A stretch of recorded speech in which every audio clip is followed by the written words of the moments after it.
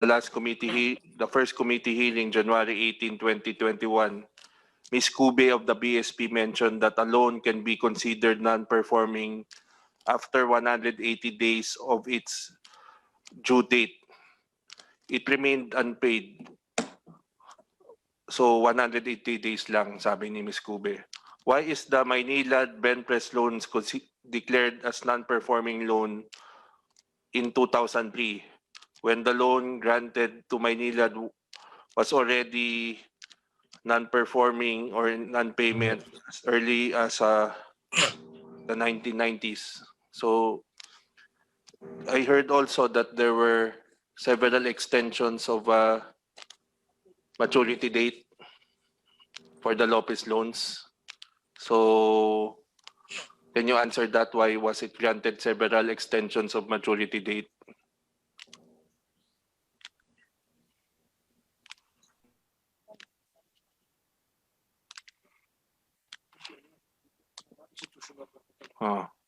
Mr. Chair, as to the reason why extensions were granted, we have to refer to the records, Mr. Chair, as none of us, well, at least I was not involved in the handling of the account. Okay. So we have to refer to the We'll records. go to Ms. Remedios Makalintag. Mama, good morning again. Hello. Yes. Yes, ma'am. Do you remember any, because this was there were several approval of extension of maturity date for the Lopez loans. Are you aware of any extension granted to their maturity date during your time? Well, that was 20 years ago, but it is usual to extend payments of to extend maturity dates. It's usual for banks to extend, to give extensions. So it's not something unusual. It's usually done. Okay, thank you. Next to interpolate is the Deputy Speaker, Rodante Marcoleta. You are recognized, DS Marcoleta.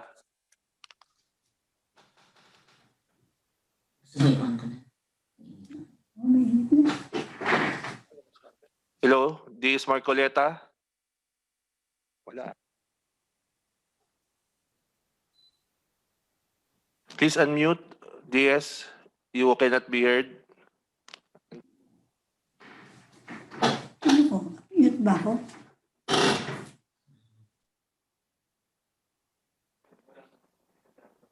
Walang Marcoleta. Wala na. Sino susunod? Next to interpolate is the Senior Vice Chair, Congressman Boying Remulla.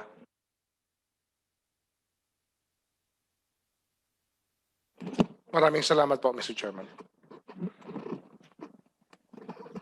Ito muna tatanungin ko ang DBP muna, no? Para malinaw lang. Diyan sa Mr. Herbosa. Is President Herbosa in? No, only Naniagas, chairman ng 2002 to 2006. Okay. Saka Remedios Makalintag, 98 to 2002. Okay. Kasi ang, anyway, anybody from DBP can answer, no? Ang DBP po ay isang pag-aari ng taong bayan. It's a state-owned bank. Tama ho, no? Yes, Attorney Mr. Adjong, Chair. no? Yes, Mr. Chair. It's a state-owned bank. Ang ibig sabihin, ang gobyerno ay pumasok sa banking, sa pagbabangko, at ang kapital nito ay nanggaling sa gobyerno. Tama ho? Yes, Mr. Chair. Ang capitalization po ng DBP ay magkano ho ngayon? Ang authorized capital ng DBP, magkano ho? Under its present charter, the authorized capital stock is 35 billion with paid up of 32 billion. Mr. Chair. 32 billion paid up. Pero ang sabi sa Wikipedia, ang assets more than 669 billion. Tama ho yun? It's even higher, Mr. Chair. Higher pa. Yes, Mr. Chair. Maybe in the trillions already. Mga 1 trillion na kayo. Mahigit. 1 trillion as of end of the year. And you're in the top. Kayo ay nasa pang-anim o pang-pito sa pinakamalaking bangko sa Pilipinas. Number 6, Mr. Chair. Pang-anim na kayo, no? Assets, yes, Mr. Oh, Chair. in terms of assets. At ito ay dahil maganda ang pagkaka-manage ng bangko ng mga professional na nandito. Ngunit ang lahat po ng empleyado ng DBP ay government employee. Pwede ba ho natin sabihin yun? Yes, Mr. Chair. Aha. At ang hawak pong pera ng DBP ay pera ni Juan de la Cruz. Pera ng bawat Pilipino na nagbabayad ng buwis. Tama ho yun? Yes, Mr. Chair. Ngayon, ang tanong dito kasi, pagka nagpautang tayo sa iba't ibang mga tao, inyong tinitingnan na kanilang credit, di ba? Kayo ina-evaluate nyo kung kaya magbayad nito mga kliyente na nangungutang sa DBP. Sigurado ho yun. Yes, Mr. Chair. They are subjected to a stringent credit evaluation. Stringent credit evaluation. No? Ngayon, ang original charter po ng DBP ay pautangin ang agricultural at industrial sectors ng ating lipunan. Tama ho? The original, yes, Mr. Chair. Kasi ang DBP tinatag pagkatapos ng gera ng World War II, 1947, tinatag ang DBP para sa reconstruction ng Pilipinas kasi wasak na wasak tayo ng panahon ng Hapon. Tama ho, no? Yes, Mr. Chair. That's the history of DBP. Yun ang history ng DBP. Ngayon, mula doon, nung panahon na yon, ano ho ang mga pagbabago sa mandato o sa mandate ng DBP? Bukod po sa industrial, tsaka sa agricultural,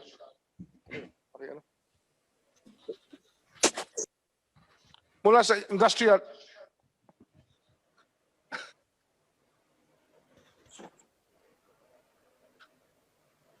anyway, mula agricultural at industrial, ano po naging mandate pa ng DBP? Paano ho nag-evolve? Ano ho ang evolution niyan?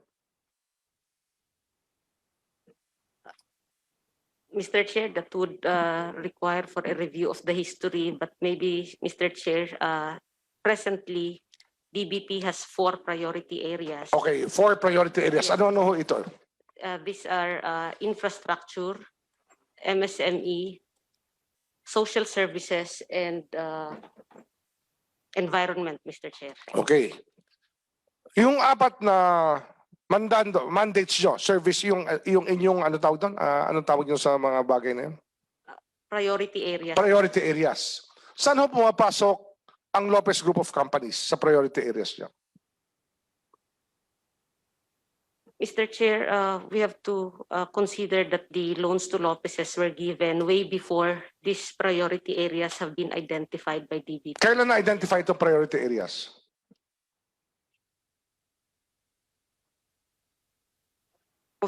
If I can provide one, Mr. Chair, it most likely under this current administration, Mr. Chair. Ngayon lang binago ang kanyang... With respect to identifying these 4 priorities. Nung araw kahit sino pa uutangin nyo, ganon. O wala kayong bawal, basta lahat pwede pa utangin nung araw. Subject to... Tama ba? Merong hong OFW, gustong bumili ng bahay. Pwede ba sila mangutang sa DBP? Mr. Chair, DBP is not, as far as I know, we are not into housing. Wala kayo sa retail banking, hindi kayo nagpo-provide sa pangangailangan ng mamamayan na maliliit. Except for salary loans, Mr. Chair. We are not into retail banking. Okay. Kaya yung mga pangangailangan ng maliliit na tao, hindi talaga kayo nagsiservisyo. Well, they can fall under MSME, Mr. Chair. Kasi ang laki-laki. Ilan ang branches ng DBP? 100 na ba? We have 129 branches plus 11 branch like you. Ang kinakausap nyo mayayaman lang? Hindi kayo kumakausap ng hindi masyadong mayaman o kaya yung taong nangangailangan ng mangutang na mamamayan, hindi nyo ho kinakausap. Yung malalaki lang ang kinakausap nyo. Mr. Chair, we are into developmental projects and it does not go into whether mayaman po or mahirap, but more of if they would fall within these priority areas and other programs of DBP. Kaya kung maliit ang kailangan, ayaw nyo. Gusto nyo yung malalaking pautang lang. Again, Mr. Chair, we have MSME programs for the those that would fall under that category, Mr. Chair.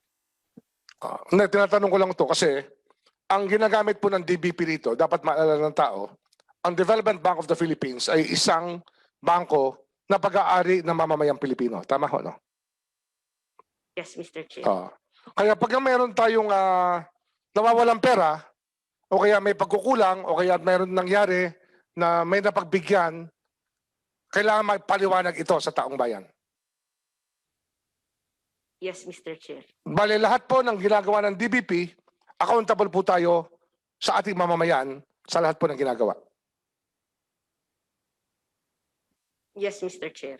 Ang COA lang nag-audit o kaya ang BSP sinusupervise, ngunit andyan pa rin meron na ba hong mga tao sa DBP na pumasok na demanda sa Sandigan Bayan o kaya na nakasuhan ng ombudsman o sinuspend ng ombudsman?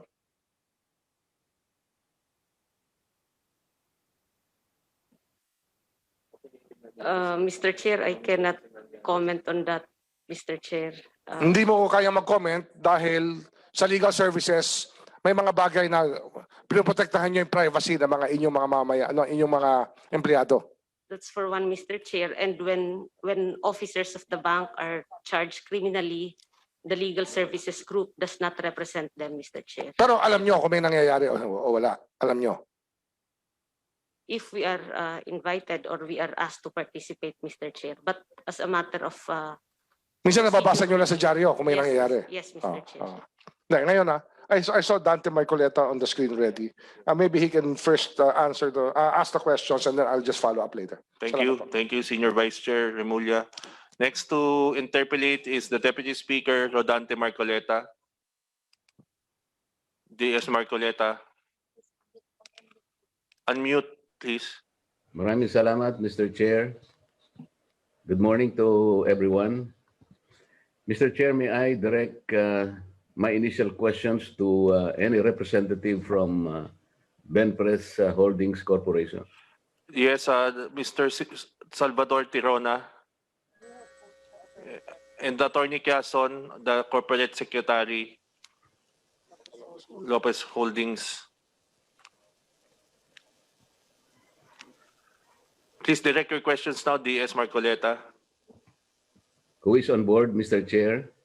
Who among those mentioned is on board? Yes, they are on board, the both of them, Attorney Quezon and Mr. Tirona. Thank you. Anybody from those mentioned can answer, Mr. Chair. I'd like to know when was Benpress Holdings Corporation was incorporated. Mr. Chairman, Benpress Holdings was incorporated in 1993.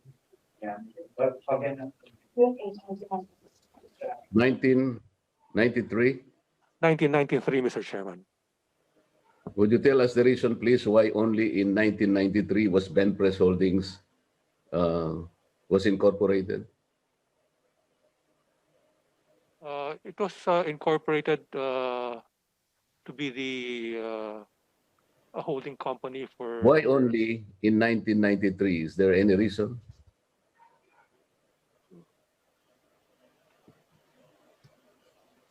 It was incorporated in 1993 to be a listed company to raise capital for the infrastructure projects of the Lopez Group. Mr. Chair, the question is why only in 1993? Why not in 1990, 89, or earlier? I cannot answer that question. That was a business decision, Mr. Chairman. Okay. Before 1993, how was it called? It was there was no Benpress Holdings Corporation before 1993, Mr. Chairman. What is the name of? But there was a Benpress Corporation, which is the... There was Benpress Corporation, but not Holdings Corporation. Is that right? Yes, Mr. Chairman. Okay. Bakit po ninyo in-incorporate as Benpress Holdings Corporation? Who are the incorporators?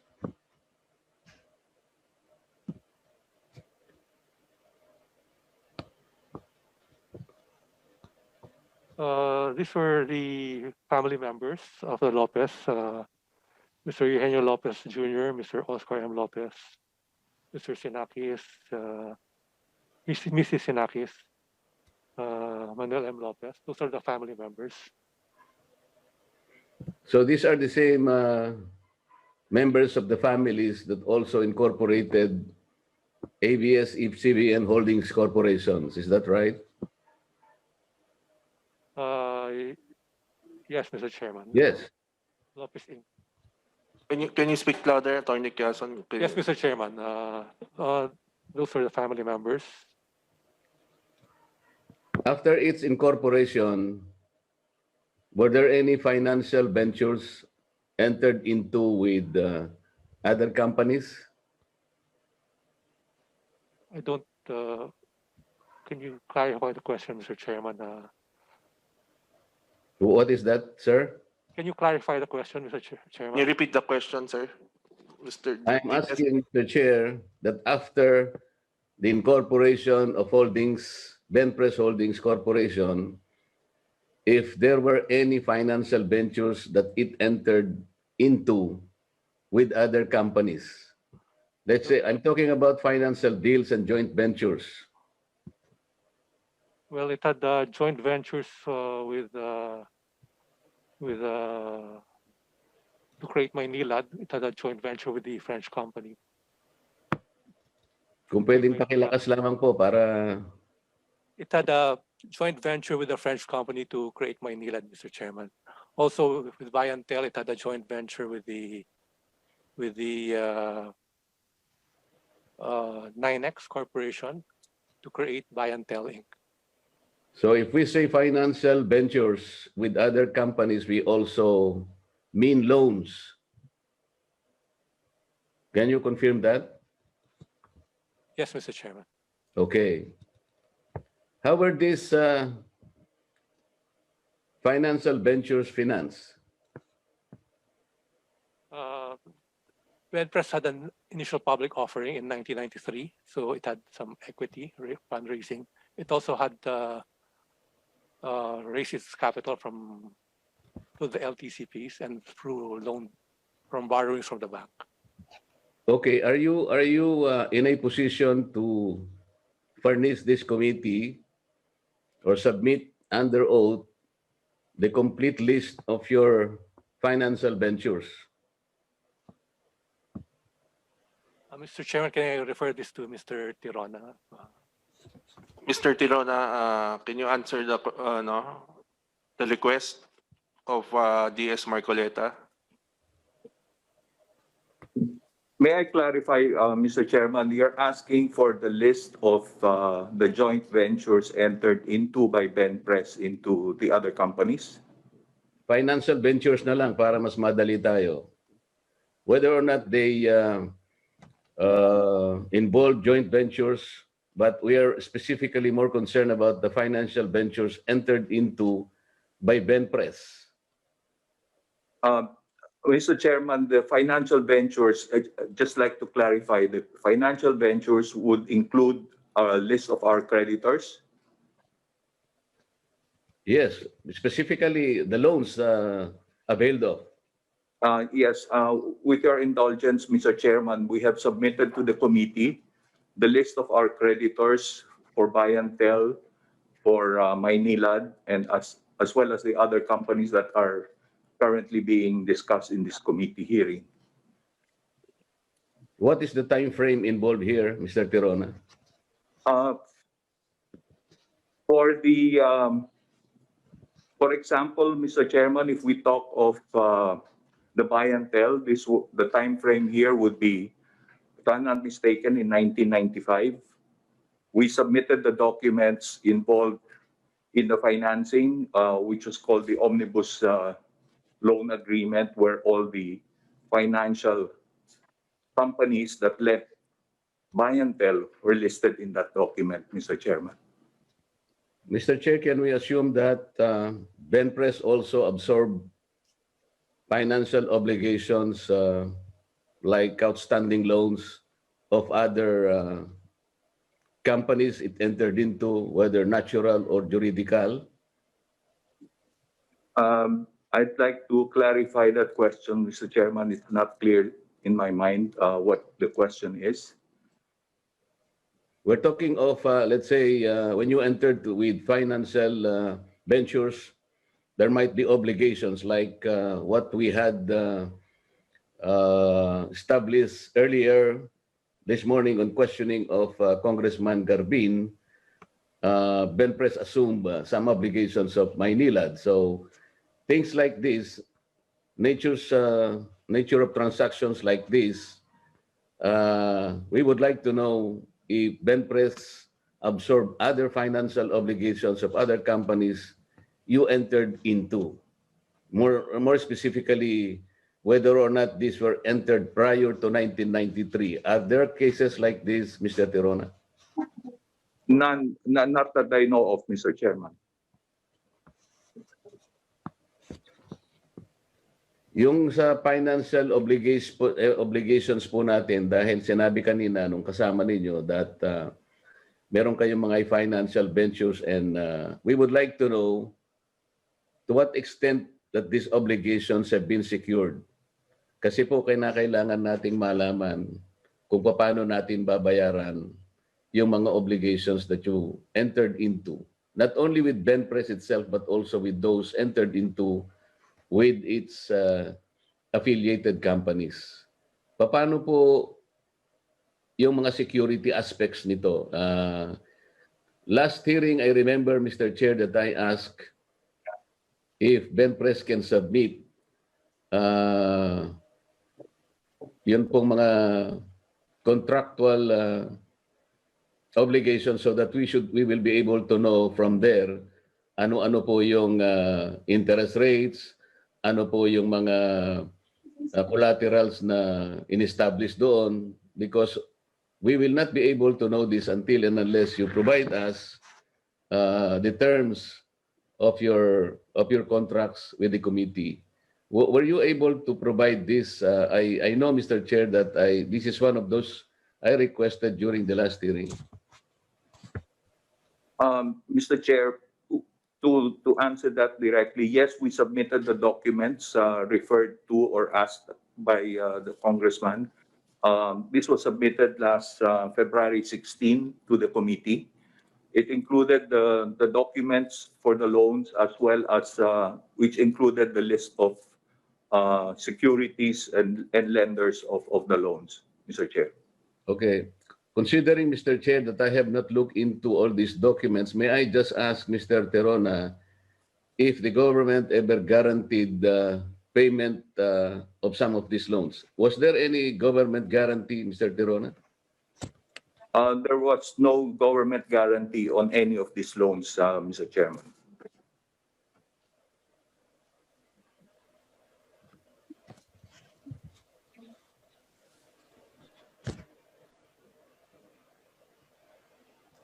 Sino po yung mga partido na involved dun sa mga obligations?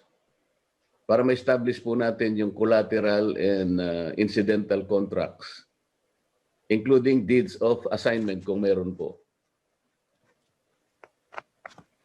Kung sa apat po na kumpanya na involved po, if we talk first of Maynilad, the actual contract, borrower is Maynilad Corporation or Maynilad Water Services Corporation, Incorporation itself, and that carried a suretyship of Benpres. For Bayantel, it was Bayan Telecommunications Inc. that was the direct borrower, and this was secured by various mortgages. For Benpres, these were long-term commercial papers, Mr. Chair, so therefore it only had a negative pledge issued by Benpres to all the LTCP holders. For the Sky Cable, I'm sorry, but I cannot give you the details as I was, my colleague is not with us right now, Mr. Ventosa, but from what I know, the Sky Cable was originally a home cable debt, which was secured by a mortgage also. Mr. Tirona, your answers will be subjected to some evaluations anyway if this representation is able to look into the documents that you have submitted. You will agree with that, right? Yes, sir. Prior to the 1986 assumption into power of President Cory Aquino, were there any financial problems encountered by those obligations absorbed by Benpres? I'm assuming that even prior to 1993, when Benpres Holding is not yet incorporated, but it is a corporation, do you recall some financial extensions or absorptions given to any company affiliated with Benpres or Lopez Company that had encountered some problems?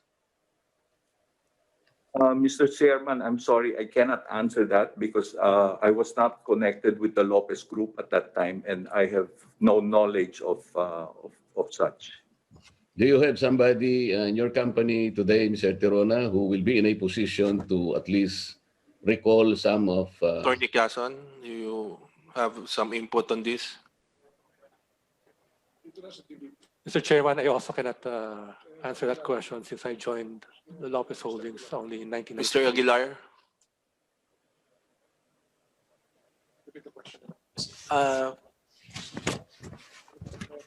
DS Marcoleta, can you repeat your question?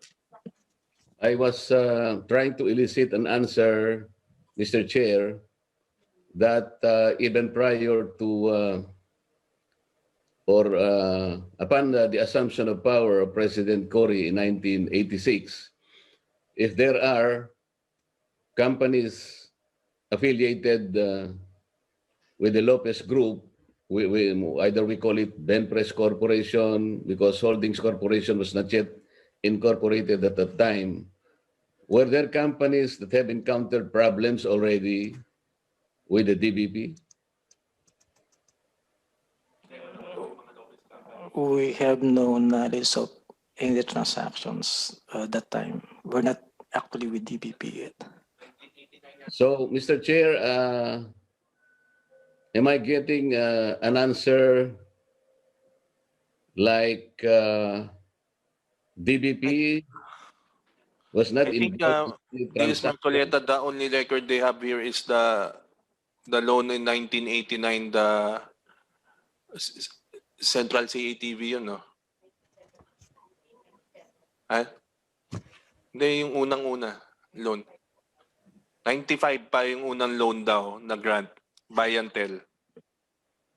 So, Mr. Chair, I'd like to ask the DBP representatives whether or not they know that Meralco was acquired by the government during the last few years of the former President Marcos for non-payment of maturing loans, if they know that. We have no personal knowledge of such Do you transaction, Mr. Chair. know that any information na government acquired Meralco? I have no information, Mr. Chair. Who has the information, Mr. Chair? Maybe we can ask the SEC about the status of Meralco, if we can research on the SEC records. Mr. Chair, we will do that. We will check the previous records of Meralco. Can you submit through email or to the committee secretariat the history of ownership of Meralco? Yes, Your Honor. From the available records with the commission, Yes. we will do that. From the 60s to present. Because, Mr. Chair, 70s. Okay. the information I got from the grapevine is that, and it seems to be very consistent, prior to the assumption of office of President Cory Aquino, Meralco was acquired by President Marcos' government because Meralco failed to pay its maturing obligations. The reason being that there was a devaluation in the 70s, and it is a loan from the World Bank through the DBP granted to Meralco And that is the reason why the government acquired this company. And upon Mrs. Aquino's assumption to power, Meralco was turned over to the Lopez company on a silver platter. At that time, information points to the fact, Mr. Chair, that the Lopez company has only about 5% equity in that company. Mr. Chair, before the operation of the SPV, I'd like to ask the DBP representative if it is fair enough to assume that these NPAs have been transferred to the Asset Privatization Trust.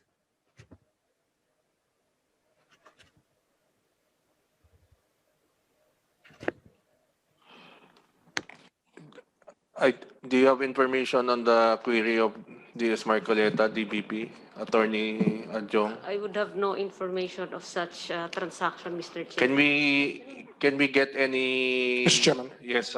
Maybe we can ask Attorney Quezon because he was a lawyer already in 1986.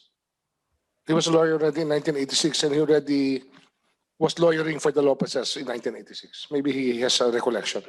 Sorry, Attorney Mr. Quezon. Sorry, Mr. Chairman, I joined the Lopez Group only in 1993. I was 1993. with another law firm in 1986. You were with Sisip Salazar Yes, after. Mr. Chairman. Anyway, Maybe Mr. Chairman, I think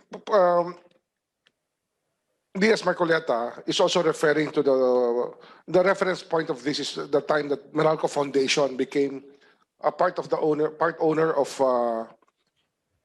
Meralco. And I think that Meralco Foundation was part owner of Meralco. No?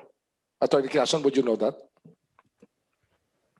I'm not really familiar with the. Anyway, Chairman, I think we should research on this. We can actually ask. I think we should get the information from SEC on the ownership from the 1970s to present. Can you provide that document within 2 weeks, sir? We will do that, sir, based on our available records. Thank you. Make our report based on. And DBP, may I direct any information on the what was mentioned by DS Marcoleta on the loan from the World Bank course through the DBP, if there is such, for the Meralco purchase? We will check our records. Yes. Yes. During the late 70s or early 80s. Mr. Chairman, can we have a suspension? Okay, 1 minute suspension. suspension, 1 minute.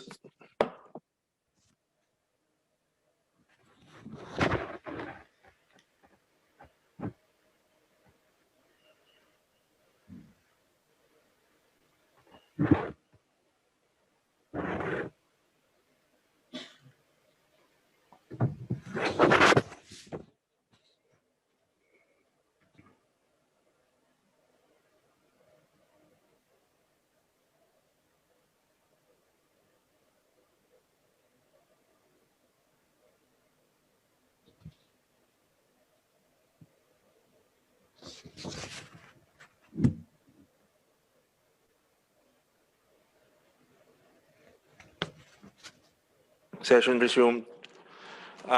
DS Marcoleta, we need to wait for the all available records to push on the questions you are asking. Are you Yes, amenable Mr. to Chair, transfer to another topic for the meantime? In the meantime, I will just ask the representatives of DVP present if they really believe that there are no records of all these transactions of these transferred assets to the Asset Privatization Trust. I think they know that there was such a thing as asset. Maybe we can ask the president 1998. You want to ask Miss? Yes, maybe- Mr. Chair. If the president at the time was there, No, 1998, because she was the all present here are not members of the DBP during the 1990s. Maybe You can ask Yes, Mr. President Chair. Remedios Macalinta. Mr. Chairman, Yes. can we ask the privatization and management office to be Be here, invited. to be invited, so they can shed light on this matter that DS Marcoleta is asking? I may direct the COMSEC to invite the head of agency of the Privatization and Trust And management office, Management Office. which is the successor of APT. Okay, I think they're in Makati, na Legazpi Village. Mr. Chair, I think I will also request the committee to invite General Francisco Gatmaitan, if he is still alive, because he was the one appointed by President Cory at the time when Meralco was. We will research if he's still alive and we will invite him. Yes, Mr. Chair. General Also- who? General. So I would like, if he is available, the committee should invite the former DBP chairman and former finance secretary Jesus P. Stanislao, because I think he would know May all we the. invite the former Secretary of Finance, Jesus Stanislao? He's also former DBP chairman, Mr. Chair. Okay, we will invite him. Thank you, Mr. Chair. Thank you. Thank you, DS Marcoleta. Next to interpolate is, before to recognize the next interpolator, may I ask Mr. Salvador Tirona of Lopez Holdings? Yes, Mr. Chairman. Yes, presently, do you have any active loan from a government banking institution, GFI? Presently, we do not have, Mr. Chairman. Are you aware of, because here I was informed that there were several instances that the Lopez Group loans, the one mentioned here, the 4 loans, they have been asking for, they have been granted extension of due date, the maturity date. So they will not grant this if it was not requested. So why is this that you keep on requesting extension but there was no payment? Mr. Chairman, may I just clarify that this may have something to do with the Maynilad loan. The Maynilad loan was granted at 1 billion, and it was a bridge loan or a short-term loan. If I'm not mistaken, this was for 3 or 6 months.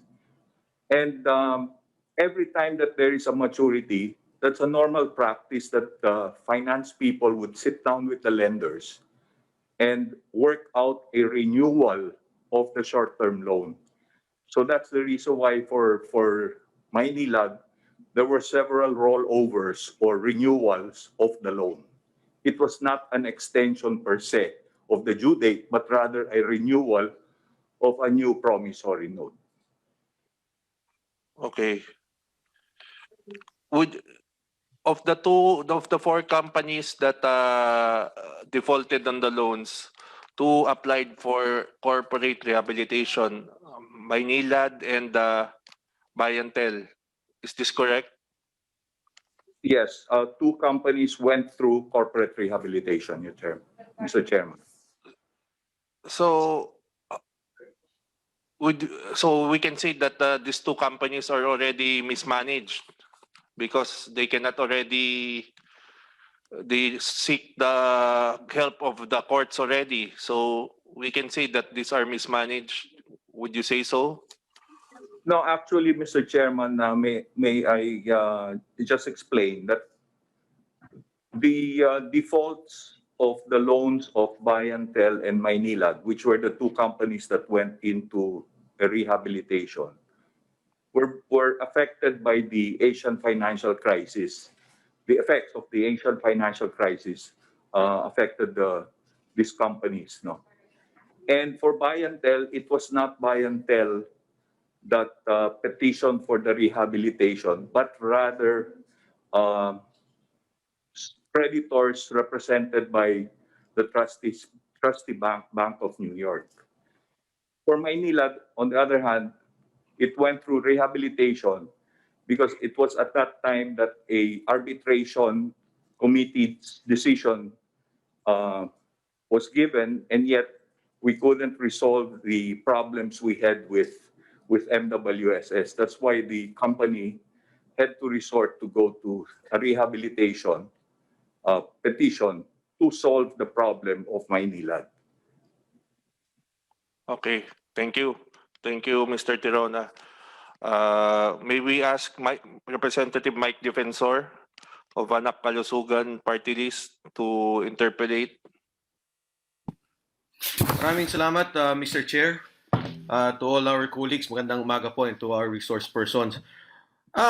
Mr. Chair, susundan ko na muna ho yung katanungan ninyo para lang humalinaw. Andito po si, wala po si Ma'am Makalingkag of the DBP. If I may ask her. Hello, Ayan. who are you asking? Si Ma'am po, DBP President Makalingkag. Yes, President Makalintag. Makalintag. Yes, can you hear me? Yes, ma'am. Mr. Chair, if I may proceed. Ma'am, tatanungin ko na lang po kayo kasi susundan ko lang po muna yung tanong ni Mr. Chair. Doon na muna sa topic ng Maynilad 1 billion loan. Ma'am, nare-recall nyo po, binigyan nyo po ng loan ang Maynilad dahil po sa, doon sa presentation nila, meron po silang mga 350 million loan from all other, from different, sa iba-iba pong mga financial institutions. Nagkaroon po kayo ng bridge facility na 1 billion. Tama po ba? Yes, Your Honor. Yes. Now, Mr. Chair, ma'am, ito pong bridge loan na to ay wala pong collateral. Kung di po yung guarantee ng board members ng BENPRES na sinasabi nila yung joint solidary signature ang naging guarantee po. Tama po ba? Well, this was many years ago, more than 20 years ago. Nakalimutan ko na siya. Maybe I can check. It's okay, ma'am. Pero in the normal course of business, binibigay naman po yung ganito na 1 billion na walang collateral for the particular bridge financing na kailangan po ng at the time nung pong Maynilad. Normally, ang collateral niyan mga facilities, pagka ganyan, normally, I don't recall kung anong collateral niyan. But usually, these are collateralized facilities. Yes, ma'am. For the record po, minutes number 9, yung pong binabanggit ni Chairman, April 26, 2000, binigyan niyo po ng special one-shot transaction of a 1 billion facility. Ito pong itong Maynilad Water Services. And basically, ang naging guarantee po niya was the joint solidary signature. Just to set the record straight, yan po yung nangyari. Minutes number 9, April 26, 2000. So, anyway, so, ma'am, you recall, meron po tayong 1 billion na binigay. I think so, yes. Okay. So, Mr. Chair, ngayon po, ang based on I see Chairman Nanyagas, nandito rin po kasama natin. And if I may go back now to, Mr. Chair, alam nyo, si Chairman Nanyagas, when I was in housing, would guide me on the different aspects of housing at the early stage. Siya po yung tumutulong sa akin noon. At marami po tayo, Mr. Nanyagas, na pinag-uusapan noon dun sa non-performing loans ng housing portfolio, including Pag-ibig, NHMFC at NHA, Mr. Chairman. Chairman Nanyagas, ang tanong lang po namin kasi, ito pong kanina binanggit, nagkaroon po ng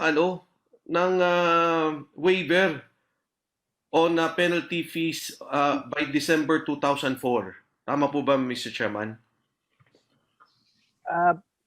Hello, Congressman Mike. Sabi ko kay Chair kanina, hindi ko maalala exactly, pero pinadala na ngayon dito yung kinote sa'yo.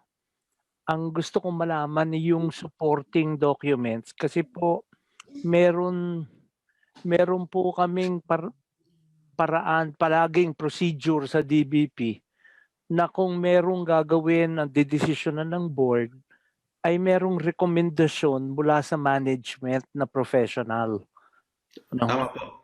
At yun ang gusto kong makita kung ano talaga ang tinutukoy na waiver. Kasi kung merong... Chairman Nanyagas, the supporting documents was emailed on another email, subsequent email. Maybe you can open it. Hindi ko pa ho nakikita. At any rate, Anyway, at any rate, Chairman Nanyagas, ito po kasing you were the chairman tama po, no? Meron nung ibang presidente, sila po yung gumagawa sa study, yung credit committee, then they recommend to board, tama po. Anyway, Mr. Chairman, alam nyo, Chairman Nanyagas, hindi po lalabas to kung hindi po, kumbaga nakuha ho natin to ng patago Hindi po galing to sa DBP. So, okay. yes, that's why Chairman Nanyagas, maaari pong yung mga supporting documents, I hope, ibigay na po ng DBP tungkol dito. But at any rate, ito po, Chairman Nanyagas, ang nagulat po kasi kami, yung tinanggal po yung guarantee ng Benpres. Kasi yun lang po yung pinangahawakan natin on the 1 billion loan, the joint solidarity signature. Tapos tinanggal po siya sometime in 2004. Hindi ba po kasama yon dun sa restructuring ng loan by the yung kaninang nabanggit nga ni attorney sa Benpres? Yes. Kasi maaari po, no, I'm not exactly sure, pero kung napag-usapan po sa rehabilitation court na ganun ang mangyayari, normally po sumasang-ayon kami kasi yung po ang most expedient way to solve the problem. Okay, Mr. Chairman, Chairman Nanyaga, salamat po doon. Pero basically, could have happened na natanggal po yung guarantee dito sa project na to. Alam niyo, Congressman Mike, you might want to look at the financial books of DBP if you want to confirm na merong na waive. Kasi po lalabas po sa libro kung winave yung dapat ng kitain. Yes, Mr. Chairman. Yes. Unfortunately po, Chairman Nanyagas, Mr. Chairman, ang lumabas po kasi dito sa SPV law, yung mga nalugi, kasi ayaw nila sabing condonation, ayaw nila sabing write-off. Opo. Parang charge to operations po naging treatment But basically, yun nga ho, lumalabas. Ang tanong ko lang, Chairman, ito po mga loans happened before 2000. So kayo po yung inabot ng mga failure na hindi pagbayad. Gawa po nung crisis. Opo. Mr. Chairman, ang tanong ko lang ho, bakit po hindi nagkaroon ng foreclosure dito sa mga loans na to? 4 po yan. Bayantel, Benpres, yung pong Maynilad, at saka po yung Sky Cable. Ang pagkaintindi ko po, kailangan ho suriin mabuti kung a foreclosure will make better sense than a restructuring and rehabilitation. Yun po doon po nagbabase kung saan pupunta. Kaya hindi ho automatic na pag hindi nagbayad, foreclose kaagad. Kasi baka ho yung hawak nating assets na naka-mortgage ay kulang din na po sa loan principal. So kailangan may konting judgment po doon. Yes, Mr. Chairman, marami pong loans dito, almost 7 to 10 years po, hindi nabayaran na Mr. Chairman. So ang nangyari po, talagang restructuring po talaga. Chairman Nanyagas ang naging direksyon ng DBP tungkol sa mga loans na to. Meron pa pong isang konsiderasyon na hindi natin napag-usapan, yung pag nag-foreclose po, hihinto po yung performance ng duty ng korporasyon. kung may nilad man yan, baka huminto ang daloy ng tubig, et cetera po. Kasama po yun sa pag-consider kung anong gagawin ng bangko. Mr. Chairman, isang last question lang po kay Chairman Anyagas. Chairman, hindi po ba sa DBP, in housing, I know you were exposed doon po sa mga loans na existing non-performing loans, lahat po yan. Alam po natin na hindi tayo pwedeng magbenta basta-basta dahil po sa gobyerno, may book value po at govern po tayo ng ganitong batas. Correct. Oho. Kaya po kaya kaya either ang mismong bangko ang magre-rehab or in this particular case na aprubahan po ng Kongreso at Senado yung SPAV law which allowed DBP to move in that direction. But prior to that, you could not move because there were governing laws. At Opo. delikado po tayo. May mga bawal po kaya hindi namin ginagawa. Thank you, Mr. Chairman. Mr. Chairman, salamat po, Chairman Anyagas. May I now proceed to Ms. Cube of the Bangko Sentral ng Pilipinas. Ms. Cube. Yes, Mr. Chair. Yes. Good morning po, Congressman Mike. And Yes, Ms. Cube. Good morning po. Ms. Cube, doon po sa accreditation process nyo, ano po yung qualification for a loan to be accredited para po dyan sa SPV? okay. Mr. Chair, the BSP at that time issued memorandum dated May 11, 2006 to all banks and non-bank financial institutions performing quasi-banking functions para po ilahad doon ang mga procedures, paano po makakapag-avail ng certificate of eligibility. So on the question of Congressman Mike, sorry po if I heard it right, paano po masasabi kung non-performing ang isang loan? Ma'am, Ms. Cube, ano po ma'am? What will qualify? Ano po yung qualification para kayong maging accredited? I mean, tama ba? Accreditation ng ating loans? Yes. Yes po, para po maging eligible ang Eligible. SPL sa isang certificate of eligibility po to be issued by the BSP. Sir, sinasaad po doon sa memorandum na kailangan mag-submit po yung applicant institution or bank ng master list. Tapos po, dapat po nakasaad doon na non-performing loan na siya. Paano po masasabing non-performing loan? Sinasabi din po doon sa SPV Act na dapat po ay 100 80 days. If I may, dapat po ay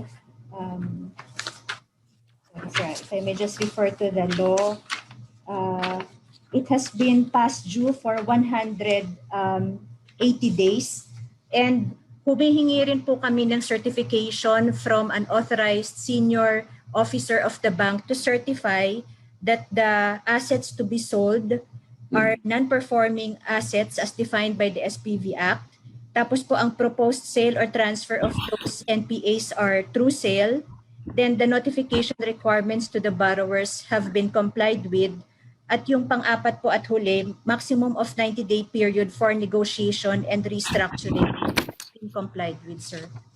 So, ano po yung maaaring maging batayan para hindi ka maging eligible? Kapag po hindi nag-conform dun po sa apat na sinabi ko, halimbawa po hindi po ito true sale or the asset that was sold or transferred are not NPAs as defined by the SPV Act, sir. Oh, so ibig sabihin po, yung Benpres at saka po yung Maynilad, ay sinasabi po batay doon sa inyong mga guidelines, hindi po siya non-performing asset pa at that time. Sir, I can only speak of the fact that what BSP has issued was a COE for Bayantel and CATV, sir. Okay. CATV. Bayantel at saka po yung Sky Cable po to, yung CATV. Yung CATV po, sir, Philippine Home Cable na po pala siya as represented by DBP.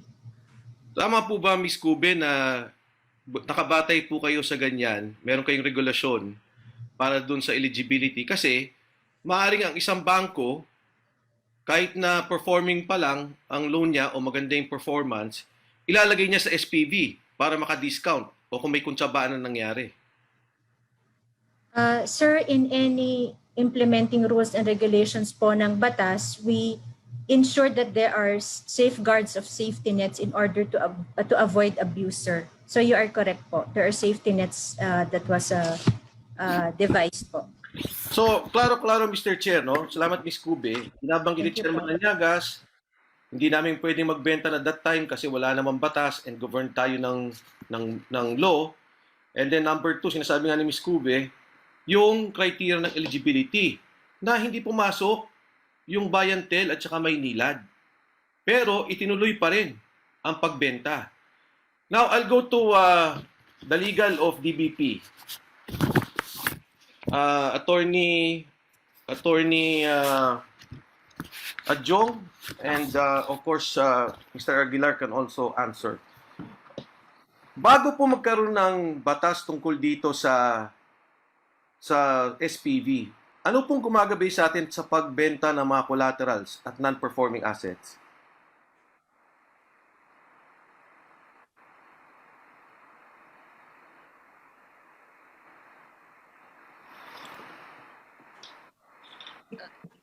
Mr. Chair, I'm not aware of the policy in existence then, but as a matter of practice, DBP does not transfer NPAs because we are guided by a policy on handling bad accounts. Mr. Chair, medyo conflict ata po yung binabanggit ng DBP. Sinasabi nila, we will not dispose of assets because we can handle bad accounts. And yet, ito pong asset ng Maynilad, asset ng Benpres, which technically are not so bad accounts, kahit nga ho ang BSP hindi binigyan ng eligibility to dahil batay doon sa criteria niya, hindi pasok, binenta naman natin under the special purpose vehicle. So again, I'd like to ask, outside of the SPV, ano po ang nag-govern na batas sa atin tungkol sa disposition of assets? Sir, as a matter of law, DBP may rely on the provision of the Civil Code for the transfer or assignment of credits or other rights. In this case, Mr. Chair, as explained to this honorable committee, the bank lumped accounts that were eligible and non-eligible in the transfer to the SPV. Sige po, papasukan ko po yung argumento nyo. Huwag natin gamitin yung SPV. Sabi nyo, pwede nyo i-assign yung assets based on the civil code. Paano po yung appraisal ng mga value?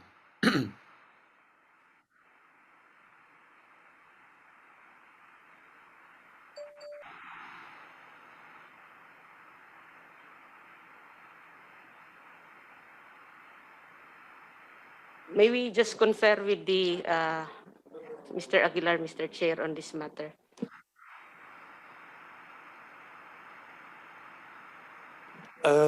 Mr. Chair, yung tinatanong niyo pa kung anong appraisal value ng properties under mortgage? Hindi, kasi ang unang tanong ko, outside of spam, pag wala, kunyari, nung wala pa yung SPV, anong ginagamit niyong batayan to dispose assets? Ang sabi ni Attorney Adjong, hindi nyo dinedispose yung assets nyo kasi meron kayong operation to handle non-performing assets. Sa inyo nang galing yan. Ngayon, sabi ko, kung ganun pala, bakit nyo dinispose? Tapos ang next na sagot was civil code, assignment of credit. Ang tanong ko, sige, inassign ninyo. Huwag nyo gamitin yung SPV. Ano yung valuation na ginagamit nyo? Yun na nga po yung reason why we engage Ernst & Young to do the valuation of the portfolio. Mr. Aguilar, atras po tayo kasi ulitin ko kung walang SPV bago nagkaroon ng special purpose vehicle, ano ang batayan ninyo para magbenta ng assets?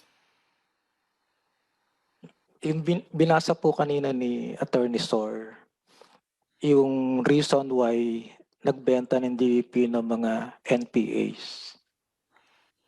yun po yung batayan bakit po nagbenta ng mga NPAs. At yun rin po yung batayan bakit po nag-engage ang DBP ng ng financial advisor. Mr. Chairman, ano lang, gusto ko lang paulit sa kanila yung sinabi nila about the NPAs. Ano yung standard natin to sell NPAs? What's the standard followed by DBP? Para maulit lang for Congressman Defensor's guidance.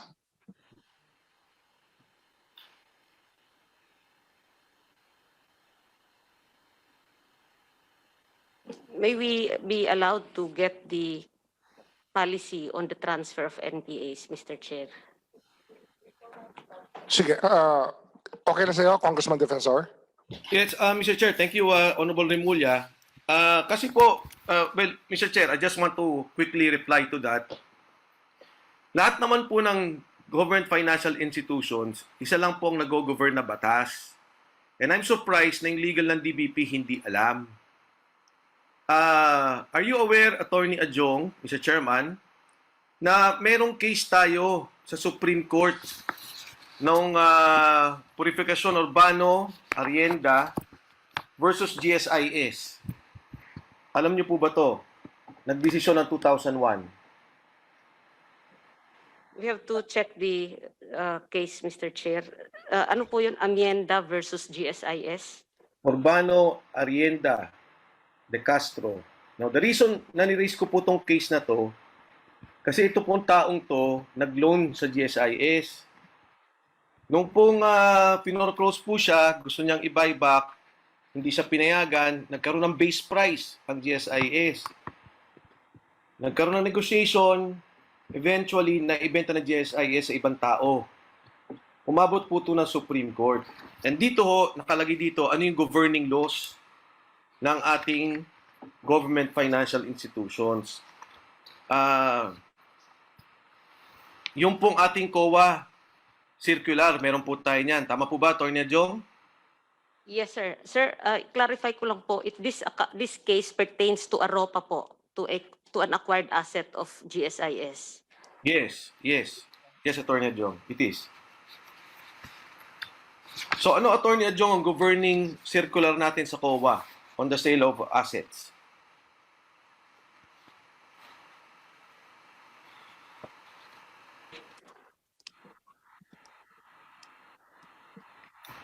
Okay, I will further refresh your mind.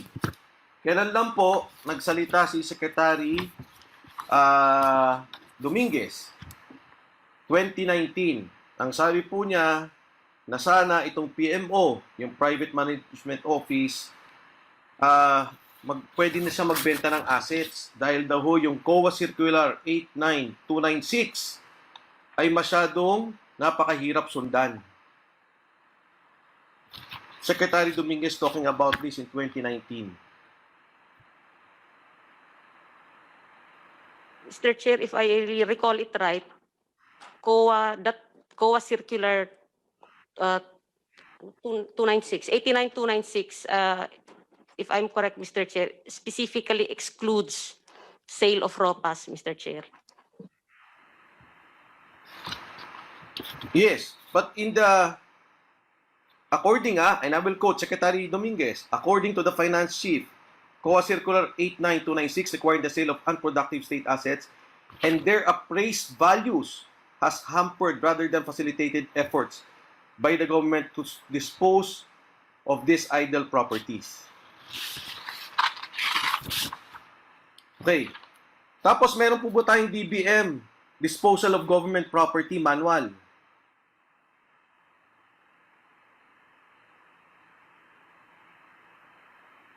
Yes, Mr. Chair.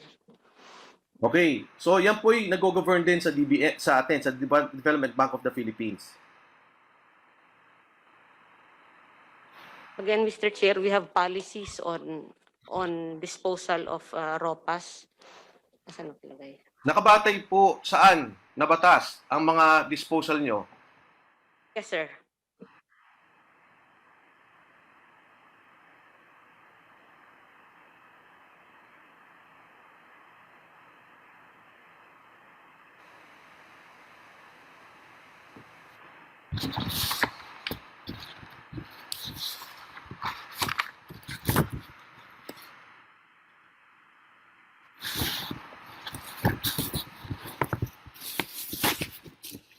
Chair, under COA Circular 89296, as mentioned, excludes disposal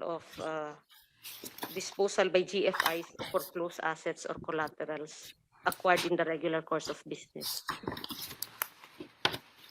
So COA circular lang po ang governing law, ang governing ano ninyo? Again, Mr. Chair, we have a policy in the bank on that the bank observes on the disposal of ROPAs. Okay, pero tama po ba na sinusundan niyo yung policy ng national government na dapat po yung book value ang sundan? The policy of the bank, Mr. Chair, is in accordance with existing laws and regulations. Simple naman ang tanong ko, Attorney Adjong eh. Tama po ba na ang policy ninyo at policy dapat ng lahat? Nakikita ko po, Land Bank, kasama rin natin dito. At saka yung mga ibang government offices na dapat nakabata ito doon sa appreciation na yung book value o yung total value ay hindi dapat mas mababa.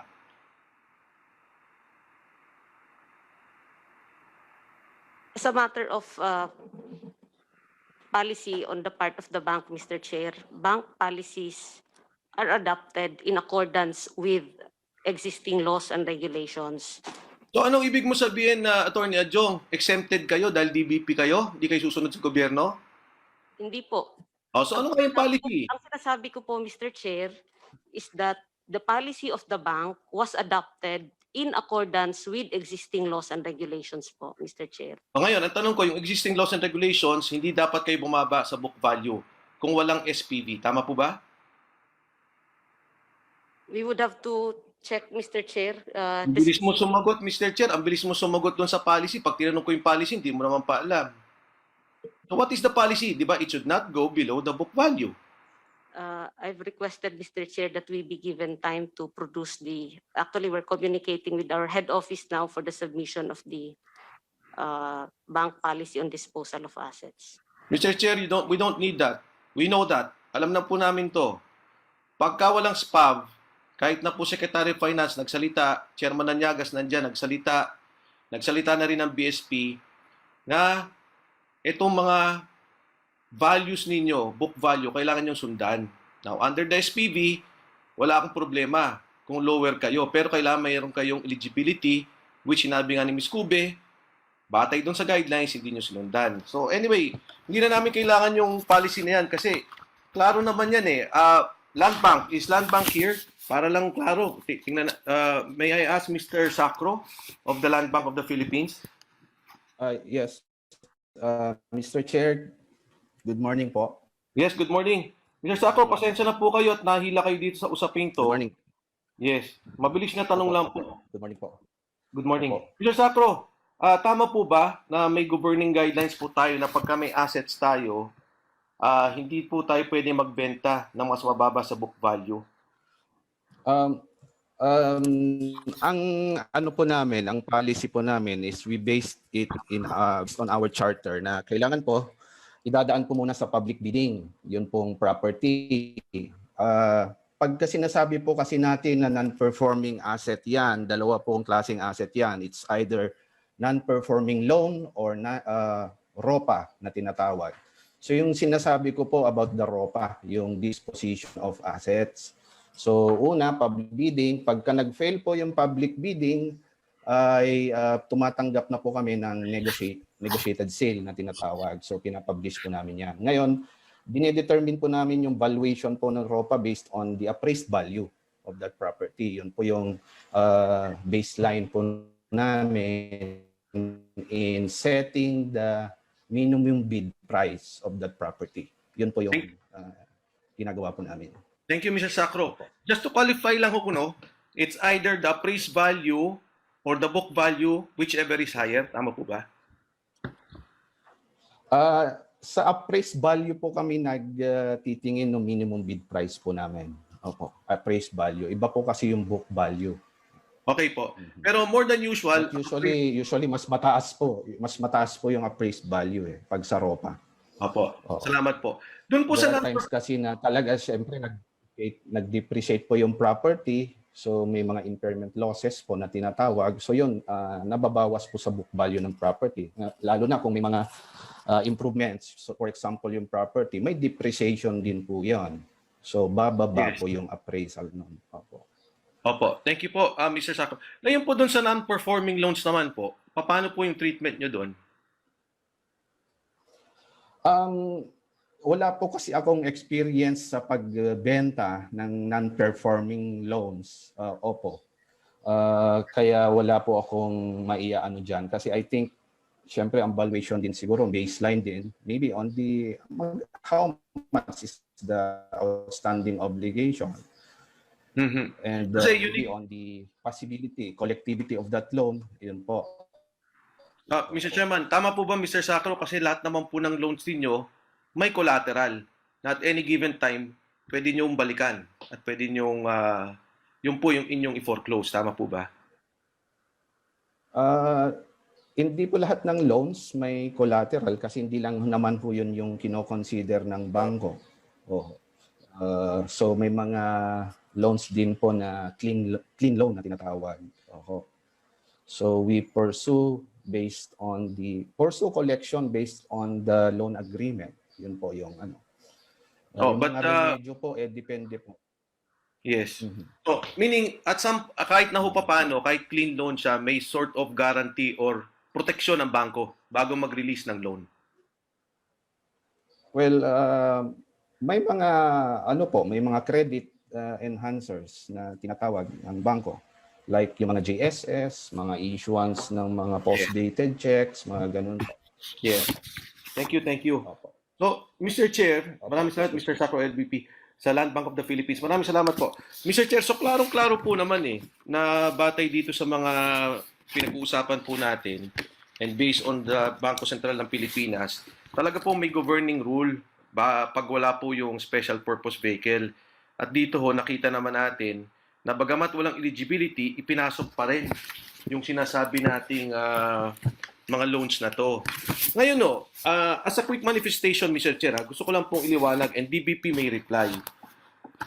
Nakakatakot po yung sitwasyon nito kasi meron kunyari po, itong sinasabi nating loan na nakaraan, magaganda ho yung loan pero ibinenta pa rin po natin. Ano po yung maghihinto sa mga bangko ngayon, government financial institutions, wag na ho natin bayaan yung private, na yung mga magagandang loan nila, ilalagay nila ulit under a special purpose vehicle na inaprubahan po natin, na kung saan pwede magkaroon ng kontsabaan at mabibili nila muli yung kanilang loan ng mas mababa, ng discounted. Sinasabi kanina ng DBP, hindi ho namin binibenta yung mga loans namin dahil kaya namin i-handle.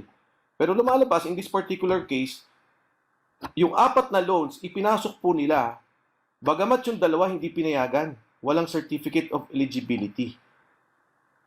Ano ang nagtulak sa DBP para gawin yon? At klaro sa akin, Mr. Chairman, na illegal yung ginawa ng Development Bank of the Philippines.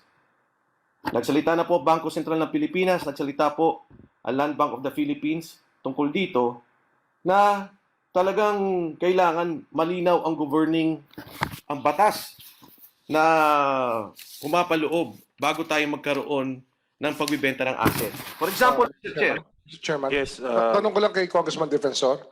You're referring to what companies, what loans that were processed by DBP under the SPAV which did not have any certificate of eligibility? Thank you, Mr. Chairman. Maynilad yun Yung Maynilad po, Mr. Chairman, at saka yung Benpress Holdings, Mr. Chairman.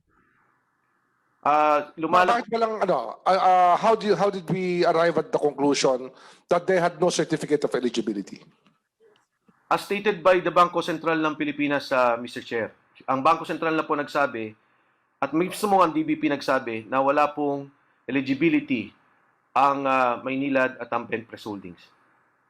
Pero they were still given the discount of SPAV in spite of the fact that they had no certificate of eligibility. Is that the point, Congressman Defensor?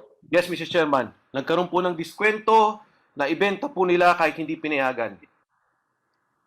So malinaw po yun. Thank you. Thank you, Congressman Defensor. Any further question? You have established the violation. Yes, Mr. Chairman. My last point, Mr. Chairman, sa DBP, and I think concern po dapat ng committee to, paano po ngayon? Kung may mga loans dyan existing tayo sa DBP, assuming, kunyari, 10 billion of good loans, magagandang loans, pwede po nilang ibenta sa SPV at wala pong makakahinto sa kanila. Batay doon sa kanilang reasoning na kahit na hindi aprubahan ng eligibility ng Bangko Sentral ay pwede sila magbenta. At yan po yung nakakatakot, Mr. Chair. Mr. Chairman. Yes, Di ba merong Vice kasi Chairman. meron tayong bagong batas ngayon, di ba? Na Fees. The fees law, di ba? Meron pa rin yatang guidelines yan na kinakailangan pa rin non-performing siya for at least 180 days. Pero would this not result to a company not paying its loans for 6 months to qualify for it? Posible ba yan, Attorney Adjong, under the fees law? Actually, sir, if I may highlight a provision in the feast law, section 12, letter B, there's a proviso that says nothing in this act shall be construed to prevent the transfer of NPAs under other applicable laws. So anyway, Mr. Chair, in our comment to the SEC on the IRR, on the draft IRR, we suggested that this be clarified so that if banks are not allowed to lump or commingle non-eligible accounts or NPAs to the eligible NPAs, it should be clarified to guide banks and other entities that may avail of the provisions of the So are you admitting, Attorney Adjong, that there's a mistake on the part of DBP to lump the 4 loans together in spite of the fact that 2 of them did not qualify as because they had no COE? No, Mr. Chair. Actually, we want a clear provision in the IRR on how this proviso in the law should be implemented, which says nothing in this act, meaning the FIST, shall be construed to prevent the transfer of NPAs under other applicable laws. Mr. Chair. Yes, Congressman Defensor. Ang problema kasi ni Mr. Chair ng DBP, ang tingin niya sa sarili niya private. Hindi niya naiisip na gobyerno siya, as earlier stated by Congressman Rimulya. Kasi ang private, pwede. Kahit na ba 100% niya na performing kung gusto niyang ibenta under SPV to enhance the other accounts, walang problema. Pero pag tayo, yung pinaloan mo, Maynilad, 1 bilyon, nagbabayad naman, maganda naman ang performance, bigla mong ibinenta ng 700 million, hindi maganda yun. Pagka yung account kunyari, and I will not talk about the Lopez loan, but I'm talking of the future, may nagbabayad 80%, bigla mong inilagay, diniscount mo na naman. Meron ho tayong graft and corruption doon. Kaya wag gong isipin ng DBP na siya ay pribado. Public financial institution po siya at govern siya ng mga batas. Congressman Defensor, do you have any more questions? Wala na po, Mr. Chairman. Gusto ko lang po klaro for the record na yan po yung mga violation ng DBP on this particular issue. Maraming salamat, Mr. Chairman. Noted. Thank you. Before we continue, because the previous first hearing, a couple of congressmen motioned to invite the other borrowers, but we committed to question them in closed door. So may we request the technical service to remove the Facebook streaming for executive session on the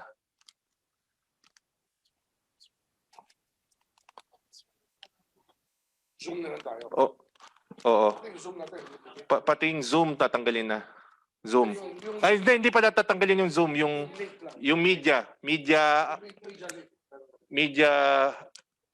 nandyan sa Zoom yung mga kampanya So we need to remove the media, session suspended.